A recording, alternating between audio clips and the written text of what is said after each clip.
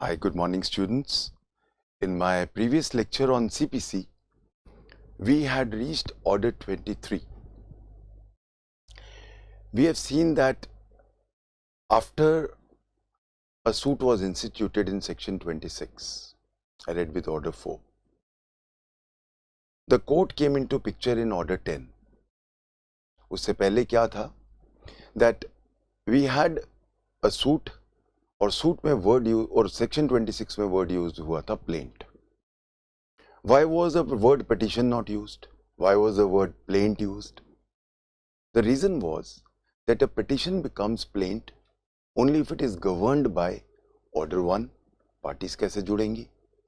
उसके causes of action कैसे जुड़ेंगे? Order 2. उसके principles क्या होंगे? Order 6.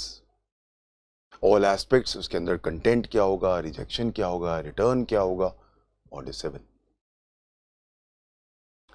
ये था पहला पार्ट. एक बार प्लेन डाल दी, नेक्स्ट स्टेप क्या था? डिफेंडेंट को बुलाएंगे. डिफेंडेंट को हमने बुलाया ऑर्डर 5 में. डिफेंडेंट आ सकता है, उसका रिकॉग्नाइज एजेंट आ सकता है, उसका प्लीडर आ सकता है, ऑर्डर 3. डिफेंडेंट आ गया, उसने अपना WS डाल दिया, ऑर्डर 8. अभी तक कोर्ट पिक्चर में नहीं आया था. Now suppose the parties did not come, plaintiff नहीं आता, तो डिसमिसल्स, बहुत सारे डिसमिसल्स हमने देखे ऑर्डर 9 में, बट सिर्फ ऑर्डर 9 तक सीमित नहीं थे dismissals. We saw that there were many other orders जहां पे डिसमिसल्स हैं, जो मैं आपको साथ साथ लिखवाता रहा हूं. I told you dismissal of a suit is a complete question of 20 marks. और जब भी डिसमिसल का है तो स्टूडेंट्स क्या करेंगे? नॉर्मली ऑर्डर 9 तक सीमित रह जाएंगे. Whereas I have seen कि डिसमिसल जो है वो 4 जगह आ चुका है. And I have given you all the साथ साथ लिखवाया है. हमें एक एज देना है. कंपटीशन में एज कैसे देंगे? कि हम कुछ एक्स्ट्रा लिखें वाक्यों से. तो मैंने जितने आपको डिसमिसल, कल भी मैंने आपको एक नया टाइप का डिसमिसल बताया था, where there was abetment dismissal because of insolvency. वो एक अलग तरह का डिसमिसल था. तो सारे डिसमिसल्स एक जगह इकट्ठे करके एक क्वेश्चन बनाना है आपको.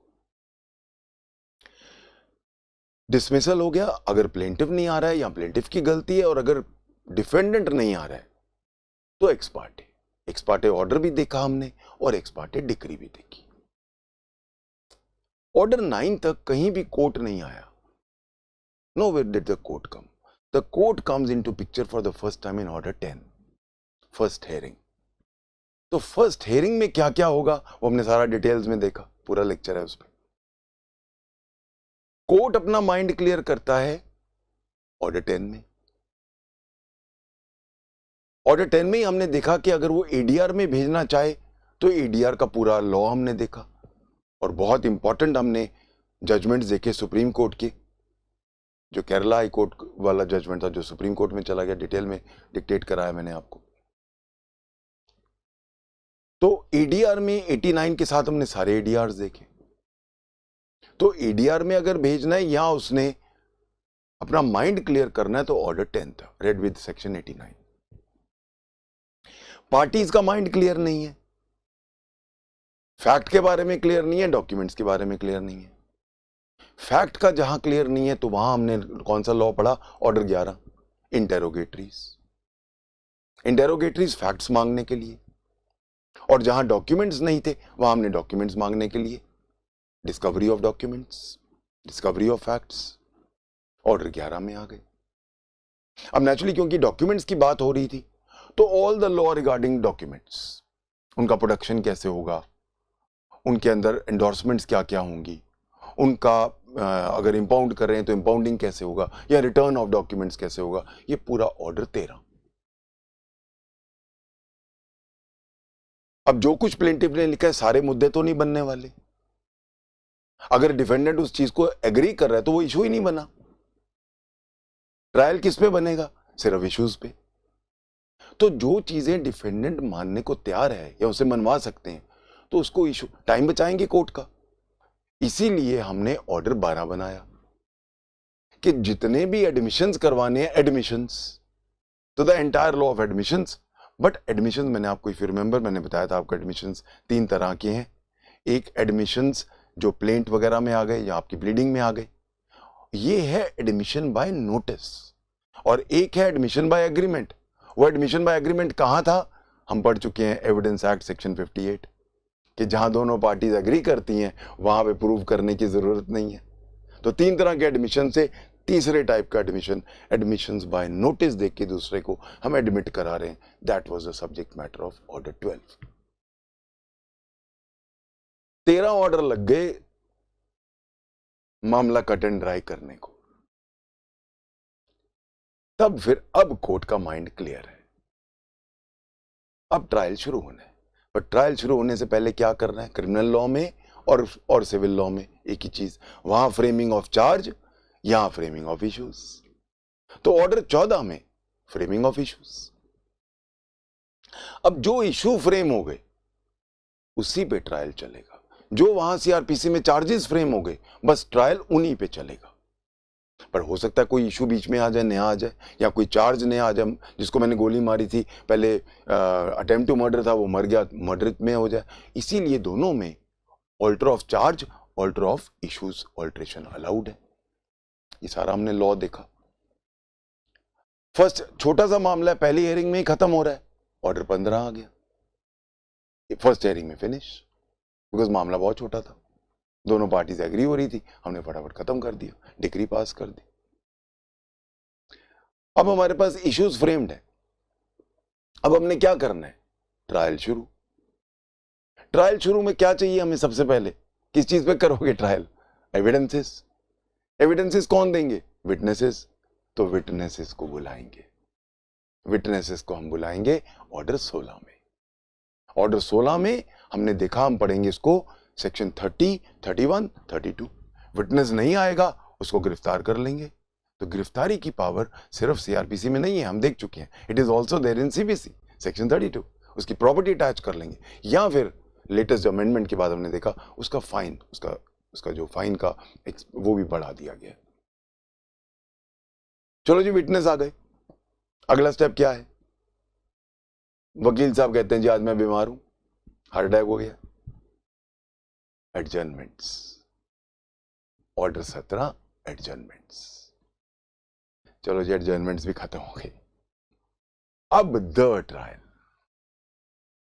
ट्रायल ऑर्डर 18 हमने डिटेल में पढ़ा है, वो एक एक वर्ड पढ़ा है, कौन शुरू करेगा, right to begin, all that aspects we have done. अब जब ट्रायल चल रहा है तो सिर्फ इशू नहीं होते कि सिर्फ इशू भी चलेगा, 1000 चीजें अलग भी हो सकती हैं। 1000 चीजें अलग कौन सी हो सकती हैं, there can be many parallel proceedings. कौन सी हो सकती हैं वो भी हम देख चुके हैं। पहली पैरेलल प्रोसीडिंग इंसिडेंटल प्रोसीडिंग्स, जो हम पार्ट 3 सीपीसी में देख चुके हैं, सेक्शंस 75, 76, 77, 78। कमीशन अब कब भेजेंगे, सीपीसी का दायरा कमीशन का बहुत बड़ा है, विटनेसेस नहीं आ सकते उसको बुलाने, उसको पूछताछ करने के लिए, इंस्पेक्शन करना है मौके का उसके लिए, अकाउंट्स लेने हैं उसके लिए, कोई मिनिस्टीरियल काम करना है उसके लिए। ये सारे हमने देखे, 75 में पूरी लिस्ट है किन किन चीजों पे कमीशंस हो सकती हैं। उनका कॉरेस्पॉन्डिंग ऑर्डर था ऑर्डर 26, हमने सारा डिटेल में पढ़ा। सीपीसी में इंसिडेंटल प्रोसीडिंग क्या होती है, please this is a revision lecture. Incidental proceedings क्या होती है, मैंने आपको बताया था, जिनका डायरेक्ट बेरिंग जजमेंट पे होता है, जो जजमेंट में रिफ्लेक्ट होंगी, वो होती है इंसिडेंटल। बट इसके साथ एक और प्रोसीडिंग भी है हमारे पास, chapter part 6 of CPC, which are supplemental proceedings. Supplemental proceedings कौन सी होती हैं, जिनका असर जजमेंट पे नहीं दिखता। बट सप्लीमेंटल प्रोसीडिंग्स क्यों होती हैं, क्योंकि during the course of the trial we have to protect the rights of the parties. जब तक डिक्री आएगी पता चला डिफेंडेंट ने तो बेच-बूझ के भाग गया, प्रॉपर्टी सारी बेच दी, प्रॉपर्टी ट्रांसफर कर दी और किसी को और कुछ जुरिस्डिक्शन से बाहर निकाल दी, या खुद ही भाग गया, इसीलिए हमने देखा कि जो सप्लीमेंटल प्रोसीडिंग्स हैं वो basically justice, equity, good conscience पे बेस्ड होती हैं। हमने बहुत डिटेल में पढ़ा। जो हमारी सप्लीमेंटल प्रोसीडिंग्स हैं सीपीसी में वो दी गई हैं सेक्शन 94 में, और उनके कॉरस्पॉन्डिंग ऑर्डर्स हमने देखे। तो पहला क्या था? अरेस्ट ऑफ द डिफेंडेंट या attachment of the property of the defendant, but then this arrest and attachments are temporary. These are all, that is the reason these are interlocutory orders. Interlocutory order क्या होते हैं? जो interim order होते हैं, जो same code change कर सकता है, जो परमानेंट नहीं होते हैं। तो इसीलिए अरेस्ट और अटैचमेंट का हमने पूरा एक ऑर्डर देखा, ऑर्डर 38 उसके साथ जुड़ा हुआ था। उसके बाद अगला पॉइंट आ गया टेम्परेरी इंजंक्शंस। हमने बहुत टाइम लगाया, आई थिंक 3 लेक्चर लगाया हमने सिर्फ टेम्परेरी इंजंक्शंस पे। तो temporary injunction, please remember, the word is temporary, that has to be not forgotten. Temporary injunctions have to be distinguished from permanent injunctions of SRA.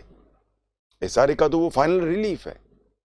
ये जो हम temporary injunction दे रहे हैं basically to protect the fruits of the decree है।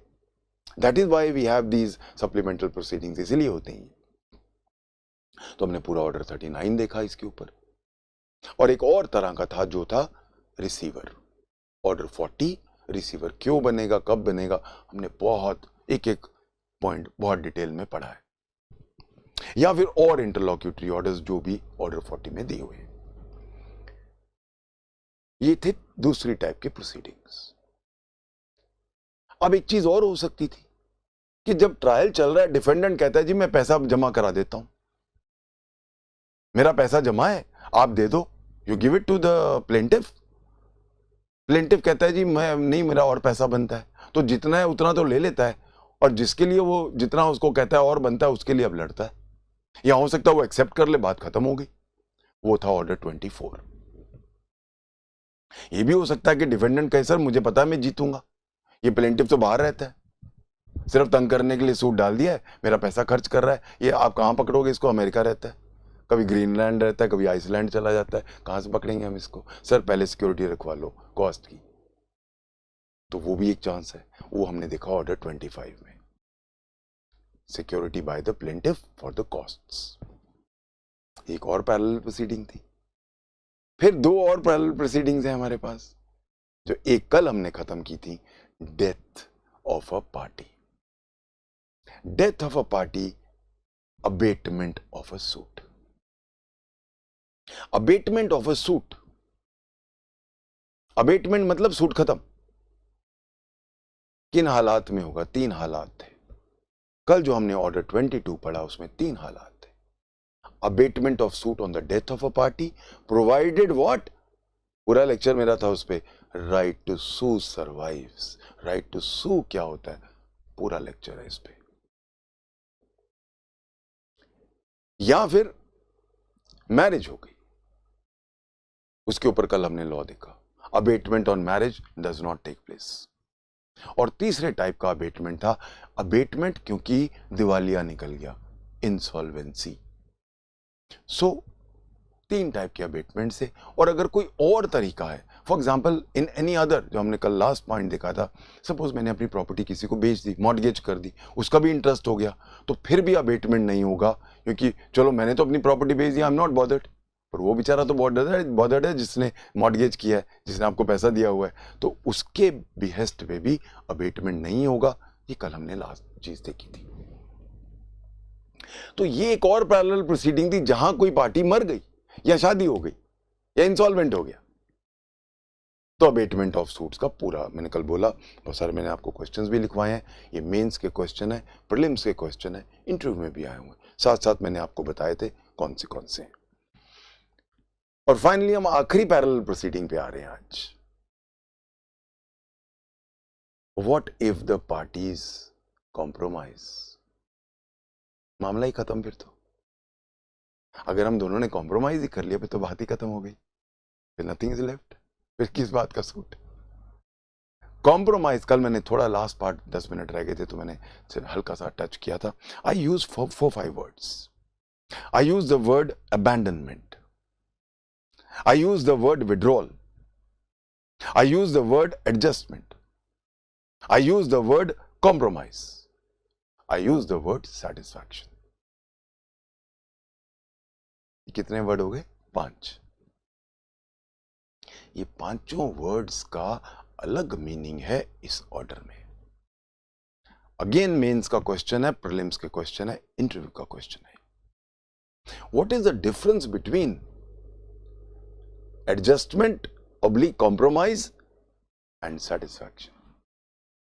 Full question है. इस तरह please remember, जैसे मैं बहुत बार बोल चुका हूं आप लोगों को, अब जो क्वेश्चंस आएंगे वो they will not be the typical LLB style questions. Don't expect that. What are the conditions for withdrawal of a suit? नहीं, ऐसे नहीं आएंगे. You will get analytical questions. They'll ask you,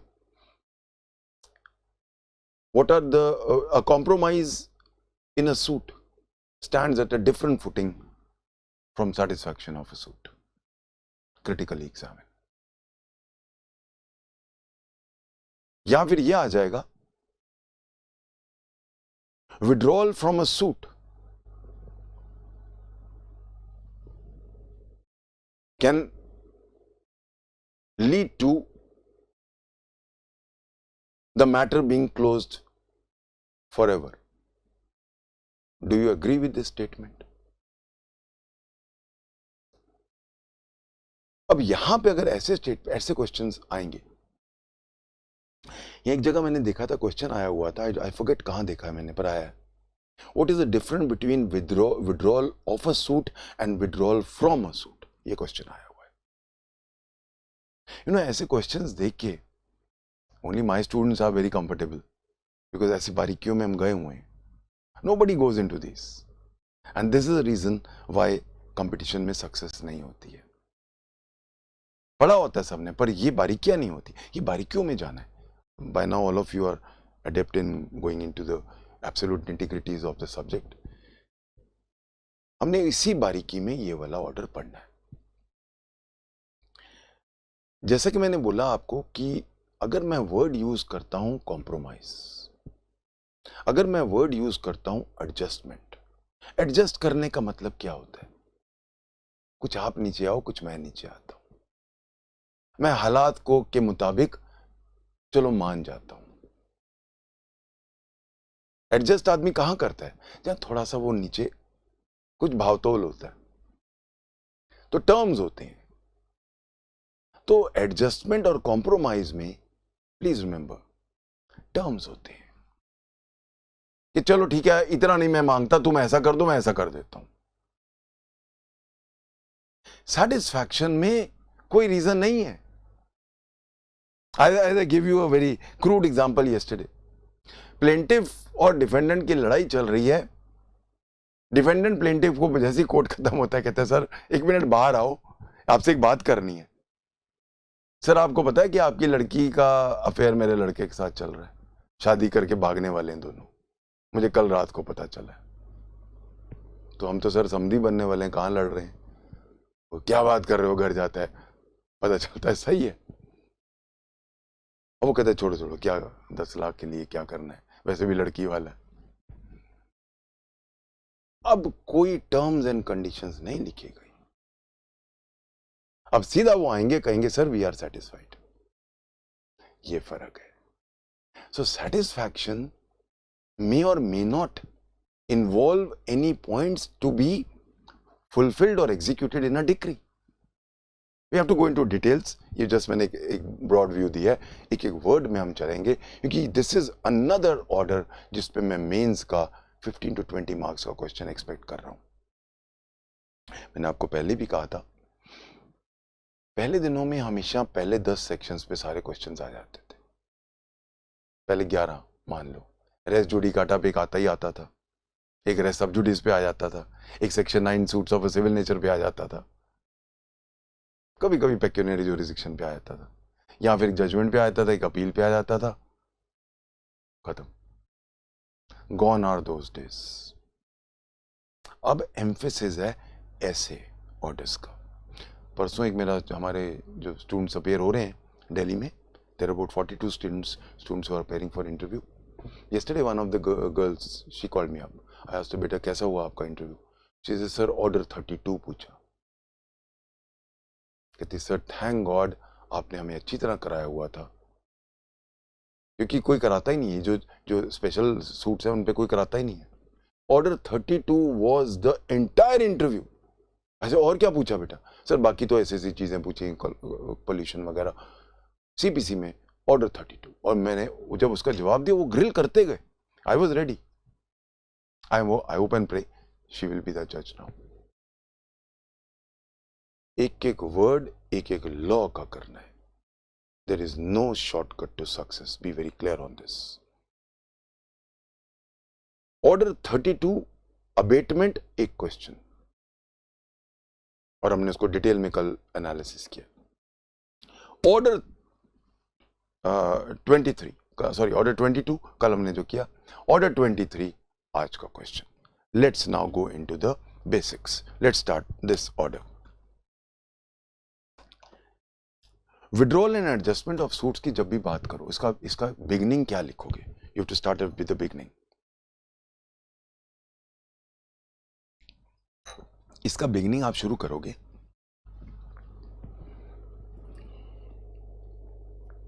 I like to start with a Supreme Court judgment.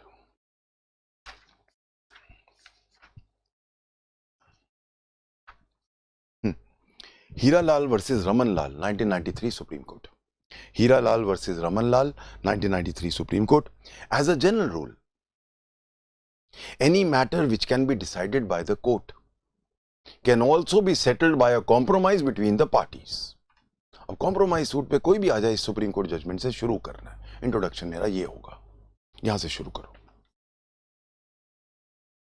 तो जो चीज court कर सकती है वो पार्टीज भी कर सकती है. ये कोई क्रिमिनल लॉ नहीं है कि पनिश करना है और सिर्फ वही चीजें आप कॉम्प्रोमाइज कर सकते हो जो कंपाउंडेबल है सेक्शन 320 सीआरपीसी में. सिर्फ वो नहीं है, इसमें सब कुछ कर सकते हैं.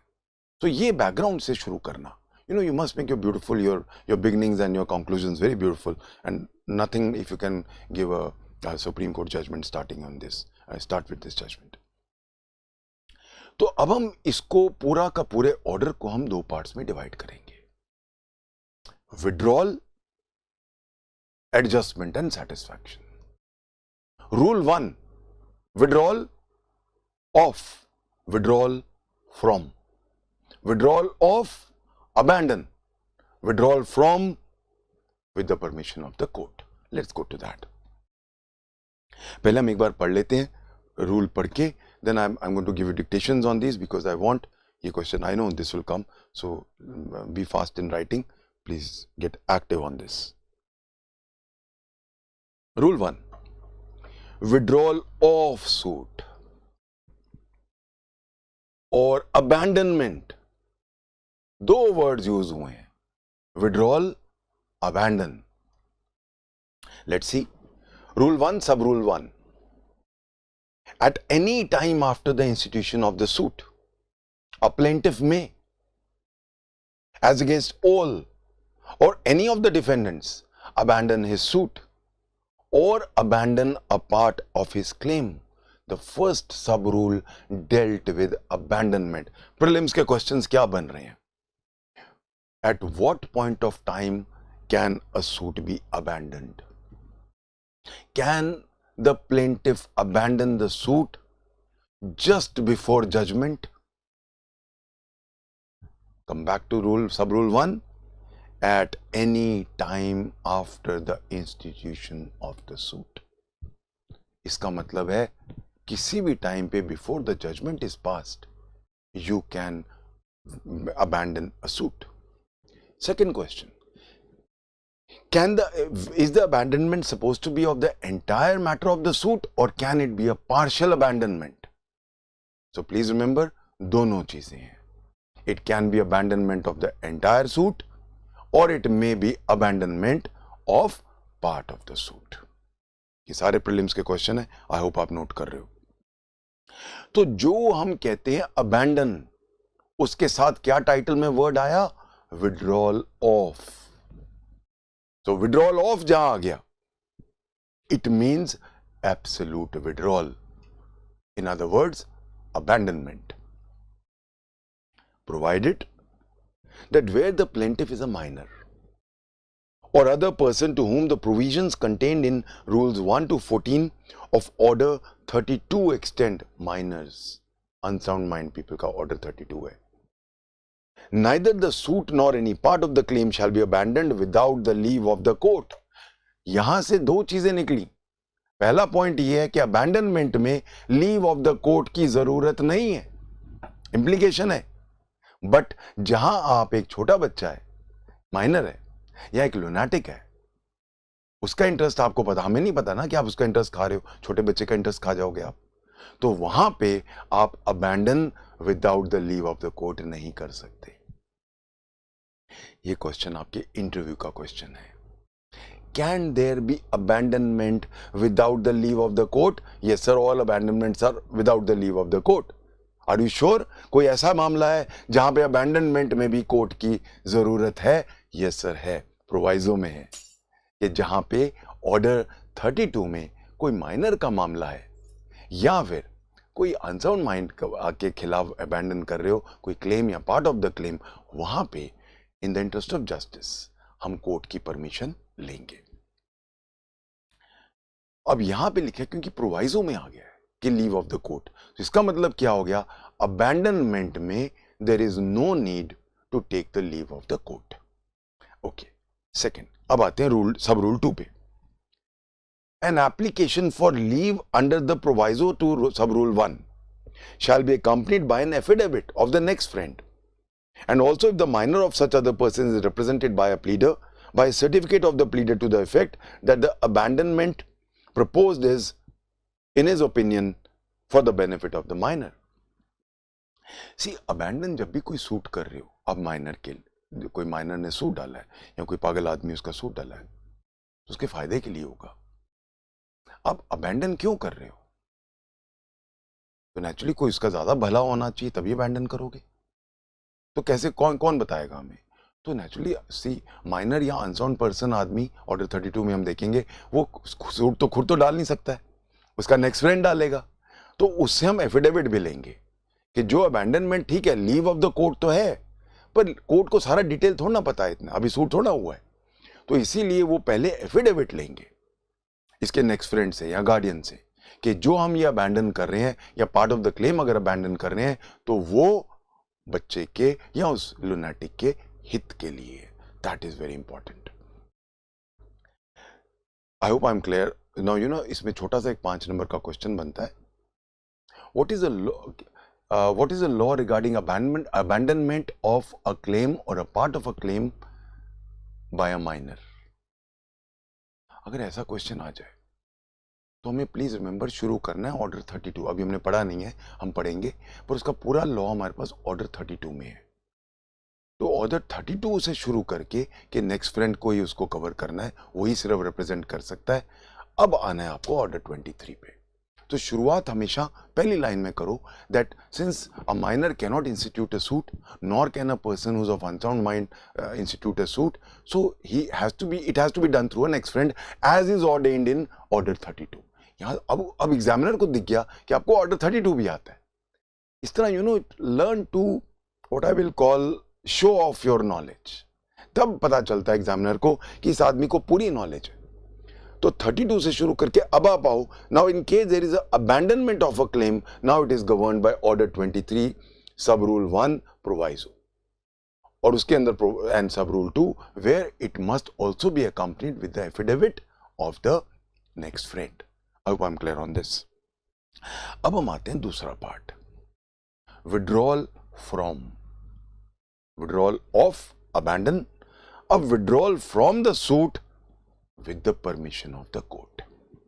तो विड्रॉल अगर आ जाए क्वेश्चन तो दो तरह, जैसे मैं आपको बताता हूं बार बार, छोटे छोटे डायग्राम्स बनाया करो. तो वहां अगर विड्रॉल पे आ जाए तो विड्रॉल बना के without abandonment, without the permission and with permission of the court, ऐसे बना के छोटे छोटे डायग्राम्स मैंने आपको बोला है साइड में बना दिया करो ताकि एग्जामिनर के एकदम दिमाग में लग जाता है. ओके, सो जब हम आते हैं अबैंडनमेंट पहला पार्ट था, मैं डोंट वरी अभी मैं आपको सब लिखवाऊंगा, अभी पहले समझो इन चीजों को. सेकंड हम आते हैं विड्रॉल विद द परमिशन, सब rule 3. Where the court is satisfied. अब आप देखो शुरुआत कहां से हो रही है, कोर्ट के सेटिस्फैक्शन से. Where the court is satisfied, A, that a suit must fail by reason of some formal defect. Court allow क्यों करेगा आपको विड्रॉल करने के लिए? आपने कहा और मैं मान गया, कोर्ट के पास और कोई टाइम नहीं है कि आपको सर आज मूड नहीं है मैं वापस ले लेता हूं. ऐसा नहीं है. It has to be on some genuine ground. It has to be based on the satisfaction of the court. अब वो सेटिस्फैक्शन के ग्राउंड्स क्या हैं? ए, फॉर्मल डिफेक्ट है. अभी हम डिस्कस करेंगे फॉर्मल डिफेक्ट क्या होता है. तो formal defect, for example misjoinder of parties. For example आपने पैसा कम भरा है या आपने पेक्यूनियरी जुरिसडिक्शन को खींचतान करने के लिए आपने कम कर दिया, जो भी रीजन है. तो जहां पे कोई फॉर्मल डिफेक्ट है वहां पे कोर्ट सेटिस्फाइड है कि आपको अलाउ करेगा कि आप विड्रॉ कर लो. पहला. दूसरा, clause B, there are sufficient grounds for allowing the plaintiff to institute a fresh suit for the subject matter of a suit or part of the claim. या फिर और sufficient grounds हैं कि हम इसको अलाउ करें कि ये विड्रॉ कर ले. अगर ये दो ग्राउंड्स हैं, ए फॉर्मल डिफेक्ट, बी के सफिशिएंट ग्राउंड्स हैं विड्रॉल के, then what the court do? It may, on such terms as it thinks fit, grant the plaintiff permission to withdraw from such suit or part of the claim. Now comes the important part. इसका फायदा क्या है? क्यों abandon ना करूं? क्यों court की permission मांगूं? क्यों प्रेयर्स मारूं इतनी? Because now दो बेनिफिट है. ए, मुझे कॉस्ट नहीं देने पड़ेंगे. बी, मोर इंपॉर्टेंट, मैं दोबारा सूट डाल सकता हूं. अबैंडन कर दोगे, कोर्ट के दरवाजे बंद है आपके लिए, अब आप नहीं आ सकते. यहां पे कोर्ट के दरवाजे खुले हैं. सो ये बेनिफिट हो जाता है जब आप कोर्ट की परमिशन लेते हो, और ये चीज यहां क्लियर की जाती है. It says with liberty to institute a fresh suit in respect of the subject matter of such suit or such part of the claim. तो फायदा क्या हो गया? जब कोर्ट ने आपको अलाउ कर दिया, आप एक फ्रेश सूट डाल सकते हो सेम सब्जेक्ट मैटर पे. हम देखेंगे रिलीफ्स और मांग सकते हैं, वो मैं आपको जजमेंट्स के साथ दूंगा, बट एक मोटा मोटा फायदा क्या है कि मैं दोबारा सूट डाल सकता हूं. सब rule 4, where the plaintiff abandons any suit, withdrawal of or any part of the claim under sub rule 1 or withdraws. So abandons and withdraws दो अलग वर्ड आ गए, दो अलग लॉज बन गए. withdraws from a suit or a part of a claim without the permission in sub rule 3. अब वो चाहे abandon कर देता है, चाहे बिना परमिशन विड्रॉ करता है, then he shall be liable for such costs as the court may award and shall be prevented from instituting any fresh suit. तो दो नुकसान हो गए, कॉस्ट देने पड़ेंगे उसको और फ्रेश सूट नहीं डाल सकता. उल्टी तरह से पढ़ो तो ये मतलब हो जाता है. यही क्वेश्चन मेंस में आएगा आपका. मैं अभी आपको लिखवाऊंगा, but I hope you have understood the ethos of this very important rule. Sub rule 5, nothing in this rule shall be deemed to authorize the court to permit one of the several plaintiffs to abandon a suit or part of the claim under sub rule 1 or to withdraw under sub rule 3 any suit or part of the claim without the consent of the other plaintiffs. ये question prelims का है, ये 100% question है, ध्यान रखना है इसको. एक प्लेंटिफ बिना बाकी प्लेंटिफ्स की इजाजत के विड्रॉ भी नहीं कर सकता, अबैंडन भी नहीं कर सकता. तो प्लीज रिमेंबर, अबैंडनमेंट पे एक अंकुश है. इस तो हम कह रहे हैं कि plaintiff is always a dominus litis, वो जब मर्जी चाहे अपना विड्रॉ कर ले, बट एक अंकुश है, अगर बाकी प्लेंटिफ्स हैं और खासकर अगर वो इंपॉर्टेंट प्लेंटिफ्स हैं तो वो फिर अकेला ना तो अबैंडन कर सकता है ना ही विड्रॉ कर सकता है विदाउट द एक्सप्रेस परमिशन और even the implied permission of the other को प्लेंटिफ्स. आई होप एवरीबॉडीज, तो आई होप अब आपको सबको रूल 1 to 5 रूल 1 के सब रूल्स 1 to 5 सारे अच्छी तरह समझ आ गए होंगे. Now that we are clear with the basics, quickly dictation ले लो जो आपके एग्जाम में आएगा. You'll have to write little fast because these are rather long aspects. Basically, there are two kinds of withdrawals and adjustments. First, absolute, without the leave of the court, brackets में abandonment. Second, qualified, with the leave of the court, withdrawal, brackets में withdrawal. पहला लिखो rule 1 sub rule 1, दूसरे के साथ लिखो rule 1 sub rule 3. The first is titled withdrawal of a suit. The second aspect is titled withdrawal from a suit. Next para.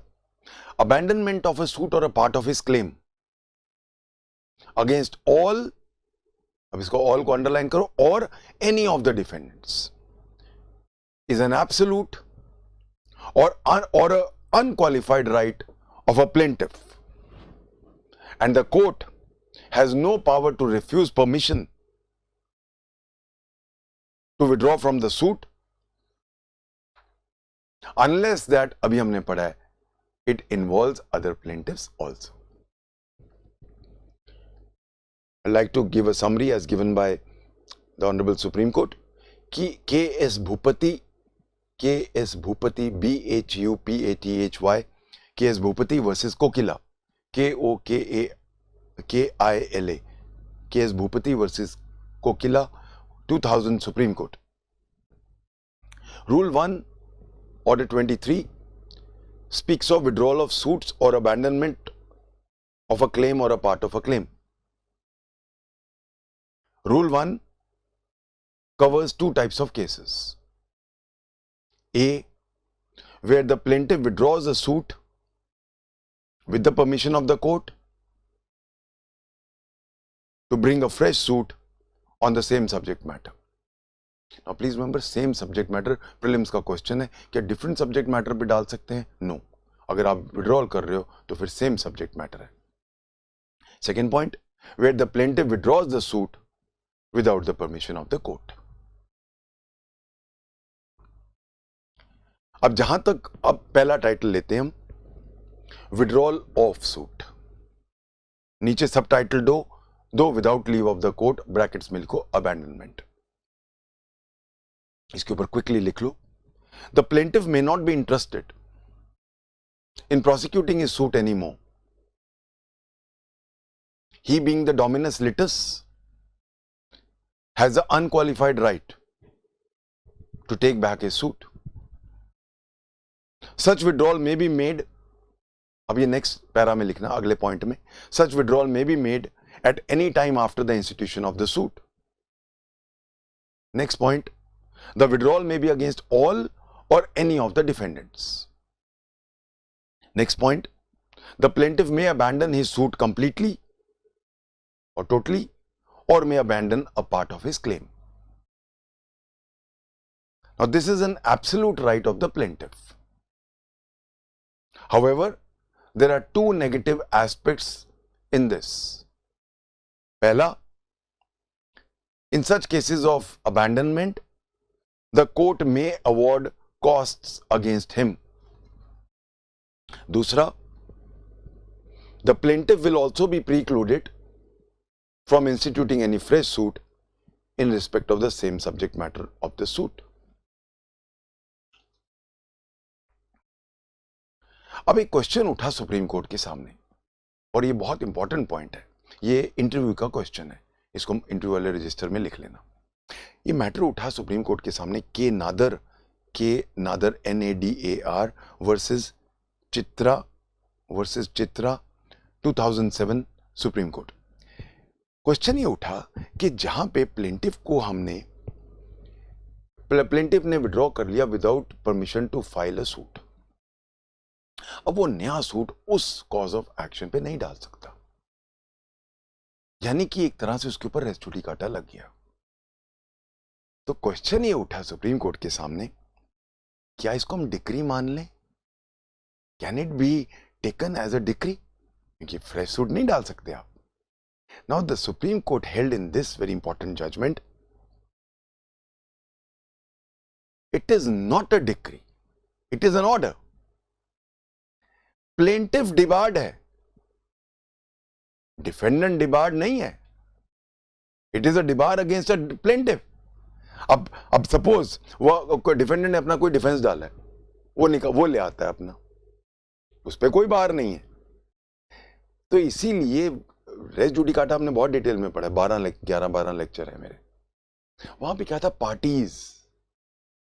यहां पे एक पार्टी इन्वॉल्व है, and that is why this supreme court judgment is so important. वो कहता है कि यहां पे order of a withdrawal without the permission of the court, which means a fresh suit is barred, will not be a decree or even a deemed decree, because it is only concerning one party, and this is the reason why it cannot be taken as a decree. Okay, now that we are clear on this, एक अब next question उठता है, can, अब judgement आ गया, decree आ गई, क्या appeal में withdraw कर सकते हैं हम? क्या यही ऑर्डर अपील में भी अप्लाई करता है? Answer is yes. इसके ऊपर we have Allahabad high court, Kedarnath versus Chandra Kiran, 1962 Allahabad.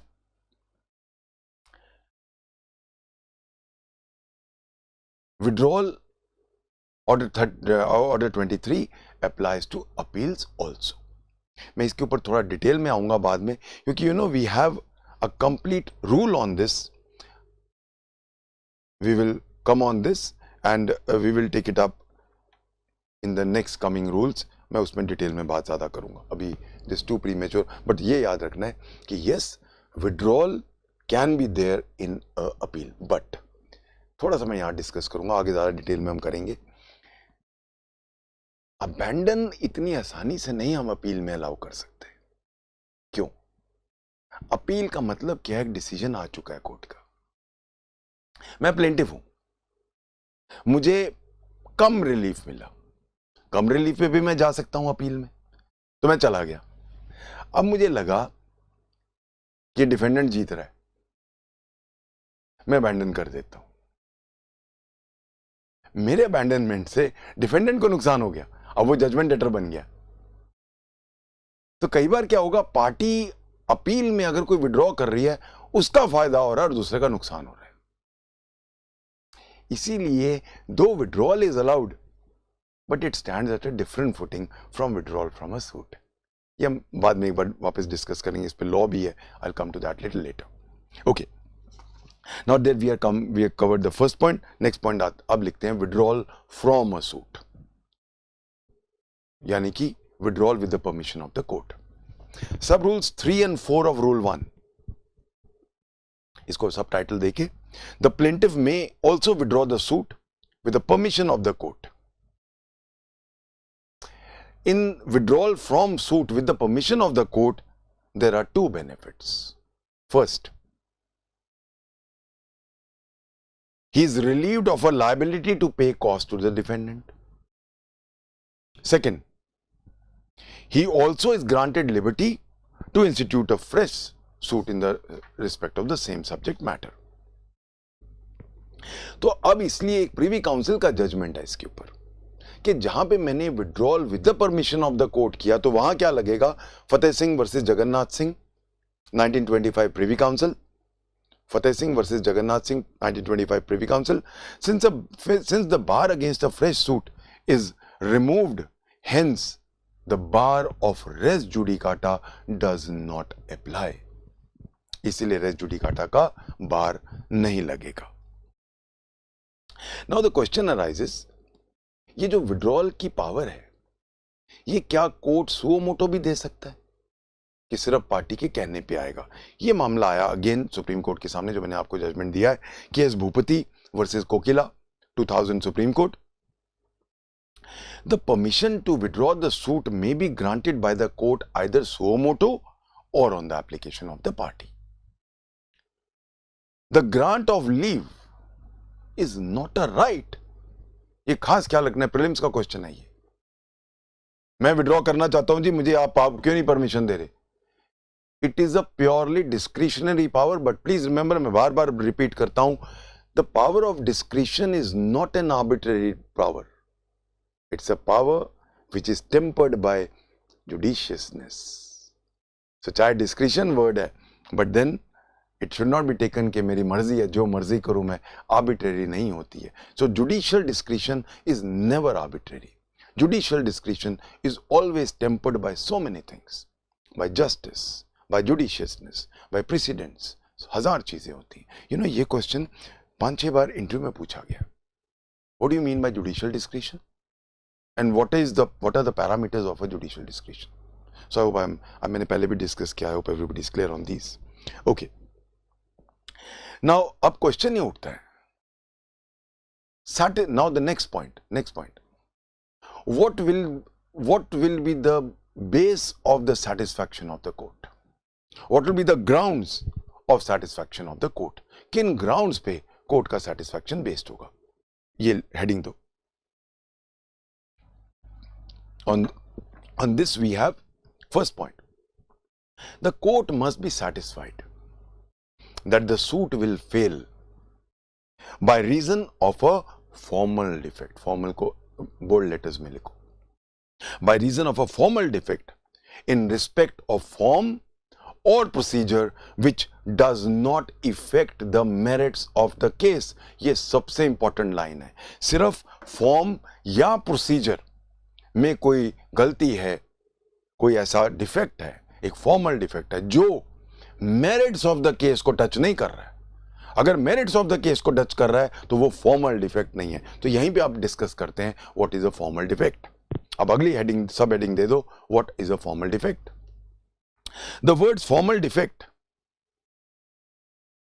must be given a wide and liberal meaning and must be deemed to connote every kind of defect which does not affect the merits of the case. For example, misjoinder of parties, erroneous valuation of the subject matter of the suit. All these types are formal defects. Another example is want of a statutory notice in case of suits against the government, वगैरह वगैरह. Hence the expression formal defect connotes defects of various kinds, and now इसको bold letters में लिखो, not affecting the merits of the case. It's a defect of form and not based on the merits of a plaintiff's case. इसको underline कर देना. Now the question arises, what happens if one plaintiff wants to withdraw and the other does not? उसके ऊपर लिख लो, Pankaj Kumar versus SP Singh, 1989 Patna High Court. Pankaj Kumar versus SP Singh, 1989 Patna High Court. A leave to withdraw a suit cannot be granted when such leave is claimed by one plaintiff and opposed by another. Now the question arises, what is the law regarding part of claim? We have on this again the Supreme Court, National Agricultural Cooperative Field Federation, National Agricultural Cooperative Federation versus Alimenta, AILIMENTA, Alimenta, 1989 Supreme Court. If there are two claims which may arise out of two different contracts and the claims can be easily separated, then one of the claims can be withdrawn. Similarly, whenever there is a claim in which a part of the claim can be segregated, अगर segregate नहीं कर सकते फिर सारा withdraw करो या फिर नहीं allow करेंगे. बट जहां easily segregate कर सकते हैं, separation हो सकता है, वहां पे हम allow करेंगे आपको part of the claim को withdraw करना. Now the next title आप दे दो, what is the effect of permission? The effect of the permission of the court is withdrawal of the suit with liberty. So then what is the effect of withdrawal? It is as if there was no suit. So whenever you have a withdrawal, what is the sum total of that, what is the effect, जैसे कि suit था ही नहीं कभी. In the new suit, now the question arose as early as 1895 before Allahabad High Court. अब यहां पे बहुत clear है, हम रूल में पढ़ चुके हैं, जहां लिखा है कि in respect of the subject matter of such suit, नया सूट भी आपने सेम सब्जेक्ट मैटर पे डालना है. ठीक है, यहां तक तो ठीक है, हम वही सेम सब्जेक्ट मैटर पे डाल रहे हैं, वही कॉज ऑफ एक्शन है, वो सब ठीक है. क्या मैं कोई नया रिलीफ मांग सकता हूं? कॉज ऑफ एक्शन वही है, पर मुझे चलो लगा कि एक चीज और इसमें क्लेम, मतलब इसमें रिलीफ और बनता है. अब एक चीज हमें याद रखनी है कि मैं आपको बहुत डिटेल में पढ़ा है ऑर्डर टू रूल 2, जहां सारे क्लेम मांगने, इकट्ठे मांगने, बाद में नहीं मांग सकते. अब क्वेश्चन ही उठता है कि मैंने तो विड्रॉ कर लिया और इफेक्ट क्या है, नो सूट. तो इसका मतलब है जो क्लेम मैंने नहीं मांगे मैं मांग सकता हूं, पर सब्जेक्ट मैटर चेंज नहीं कर सकता हूं. So that means some other relief अगर मुझे याद आ गया तो मैं ले सकता हूं. अब ऑर्डर टू रूल 2 नहीं लगेगा. ये चीज एज अर्ली एज 1895 आई हमारे पास, Behari versus Shrimati, Behari versus Shrimati Baran, BARAN, Behari BEHARI versus Shrimati SRIMATI, second word Baran, BARAN, 1895 Allahabad. In the new suit, plaintiff may include a relief omitted in the previous suit provided it rises from the same cause of action.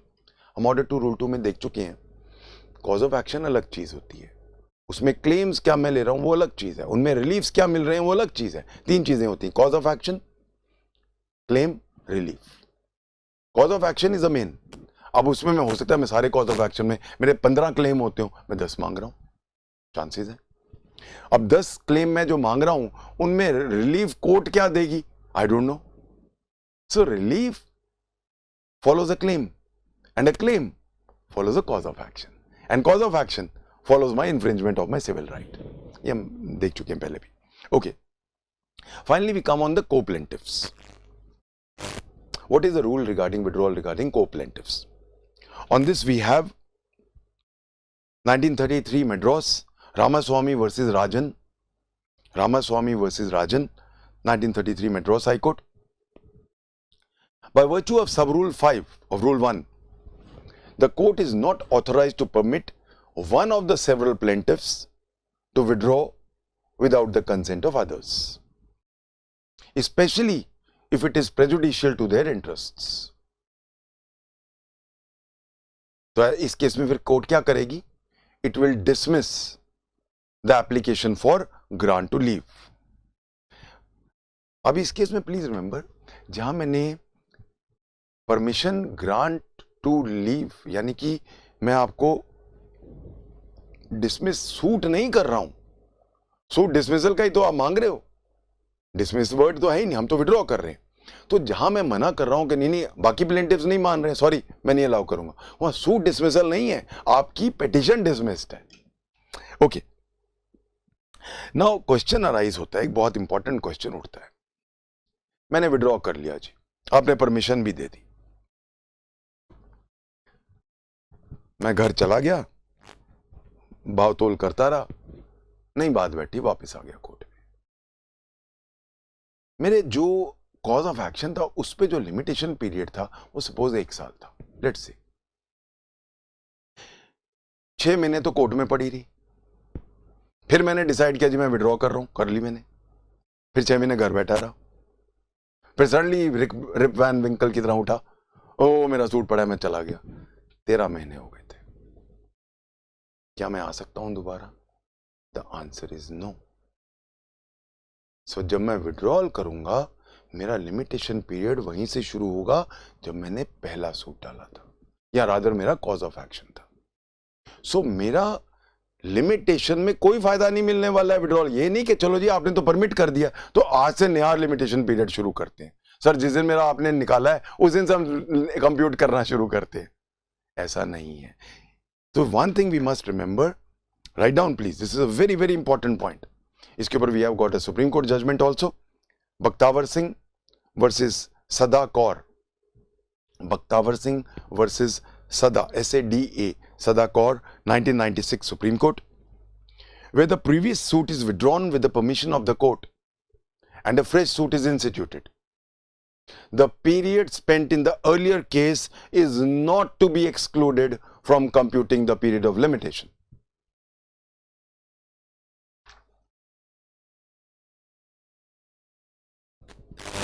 Another very important aspect, ये question आपका mains का भी है, prelims का भी है.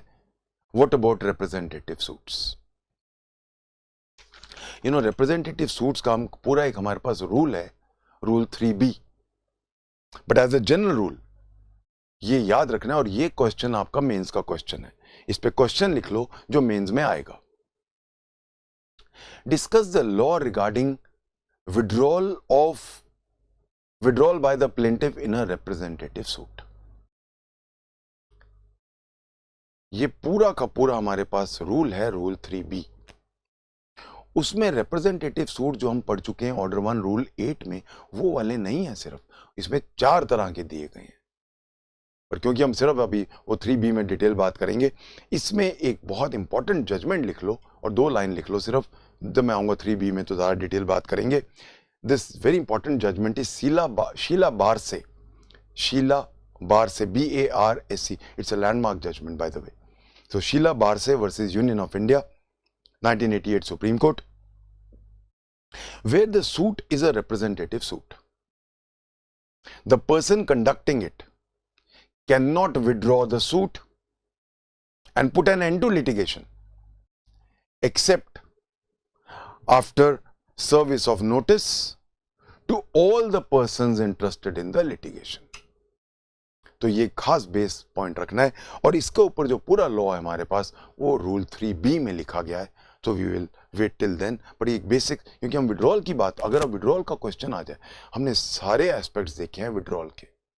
सो withdrawal पे जब भी क्वेश्चन आ जाए, छोटे छोटे अलग अलग मैंने पॉइंट्स दिए हैं. Withdrawal of, withdrawal from, and also withdrawal from appeal, उसके बाद लिमिटेशन पीरियड, उसके बाद रिप्रेजेंटेटिव सूट से विड्रॉल. अब ये कंप्लीट क्वेश्चन बनता है, खासकर अगर ये 15 या 20 नंबर का क्वेश्चन आता है, ये सारे डिटेल्स आपको देने हैं.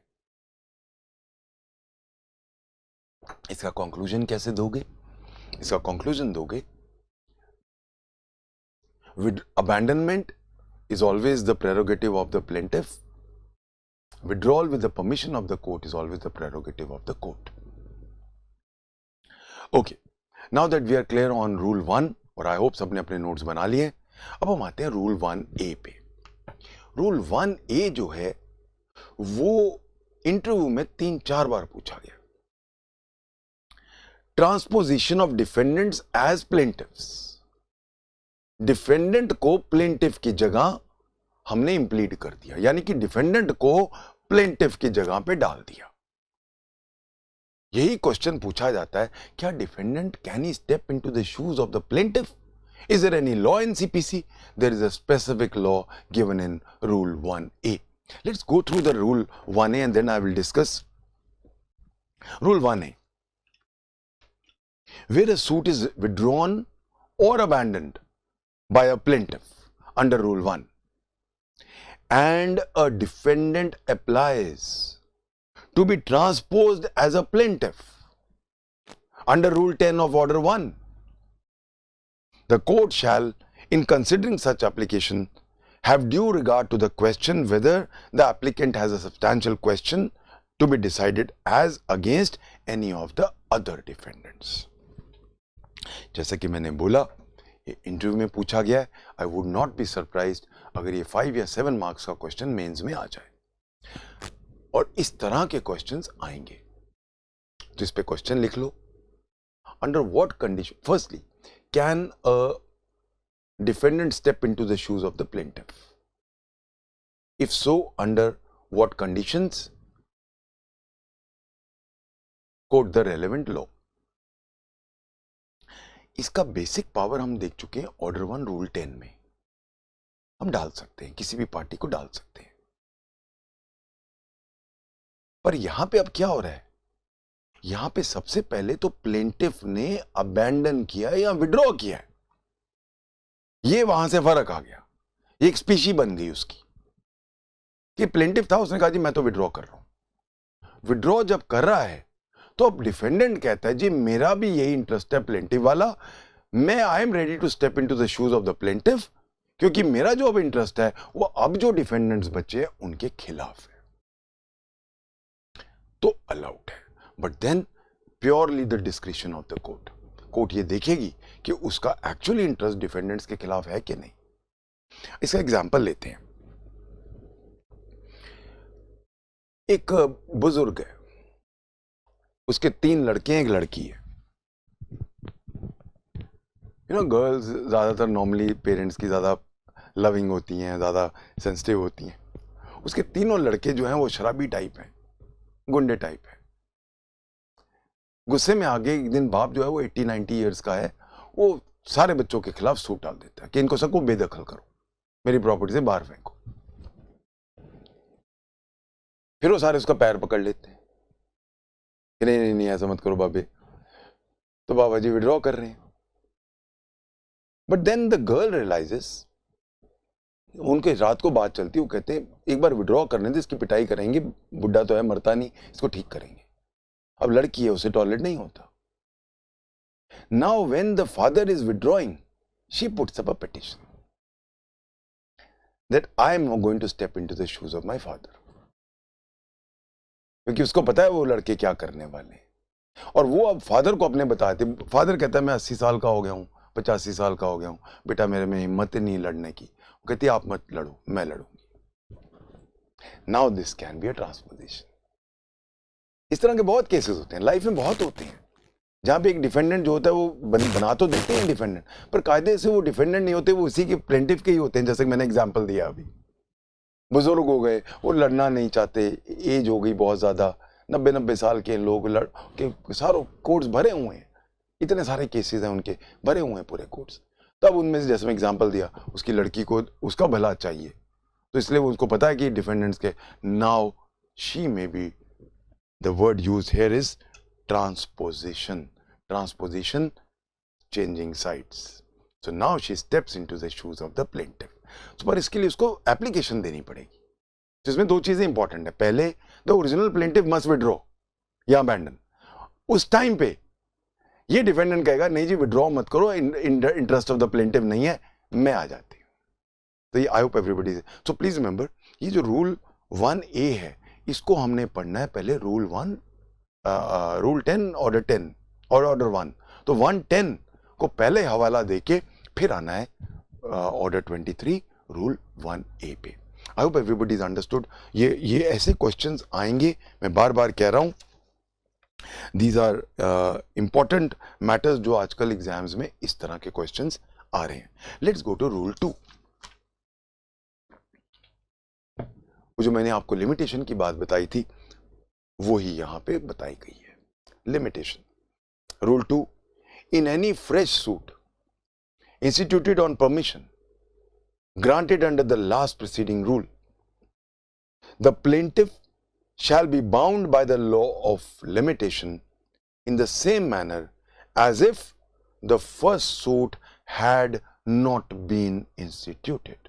यानी कि कोर्ट में जो टाइम रहा है वो सूट, उसका लिमिटेशन का बेनिफिट नहीं मिलेगा।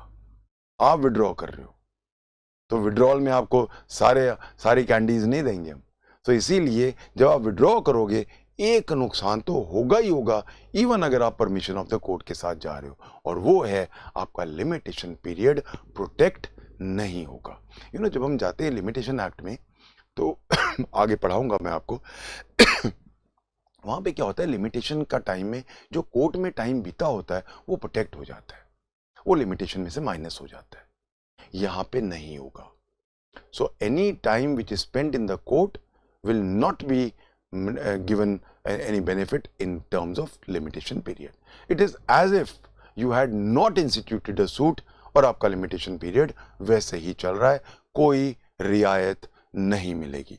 ये क्वेश्चन प्रीलिम्स का क्वेश्चन है, इंटरव्यू का क्वेश्चन है, दोनों अलग अलग रजिस्टर्स में इसको लिख लेना। आई hope I am clear on this. Okay, now we have rule 3, but I think I have just 3-4 minutes। इसका सिर्फ ऑब्जेक्ट लिख लो क्योंकि इसमें मुझे पूरा एक लेक्चर चाहिए। Let's quickly write down. अब एडजस्टमेंट और कॉम्प्रोमाइज 2 वर्ड्स है। Adjustment compromise and satisfaction, 3 words लिख लो। पहले शुरुआत करनी हमने वही सुप्रीम कोर्ट के जजमेंट से, Hiralal versus Ramanlal 1993 supreme court. उसके बाद इस ऑब्जेक्ट का रूल, चांद Kaur versus Raj Kaur, the object of the rule 3, चांद Kaur versus Raj Kaur 1997 Punjab Haryana high court. The object of this rule is to avoid multiplicity of litigation and to permit the parties to amicably come to a settlement which is lawful and which is in writing. ये writing वाला part जो है ये 1976 amendment से add हुआ था, and a voluntary act on part of the parties. The court can be an instrument in having a compromise effected and to give finality to such an agreement. This rule lifts any bar on compromising the dispute after instituting a suit. तो ये rule से तो अब question क्या उठता है, suit शुरू होने के बाद कॉम्प्रोमाइज हो सकता है क्या? आंसर यहां है यस। ये क्वेश्चंस इंटरव्यू के क्वेश्चंस हैं, इस तरह के क्वेश्चन पूछ लेते हैं। शुरू हो गया सूट का 70% सूट खत्म हो गया, पार्टीज कहते हैं जी हम कॉम्प्रोमाइज कर लेते हैं, तो क्या आप एडीआर में भेजोगे? 70% सूट आप कर चुके हो? नहीं सर, हमारे पास ऑर्डर 23 रूल 3 है। सो इसलिए मैं ये चीज लिख लो इसको वापस। दिस रूल, ये मैंने पंजाब हरियाणा हाई कोर्ट को कोट कर रहा हूं, this rule lifts any bar on compromising the dispute after instituting, को अंडरलाइन कर लेना, after instituting a suit. The rival parties may mutually settle the dispute at any stage of the suit before pronouncement of the judgment. Fine, we'll take it up from here in my next lecture. Thank you. God bless.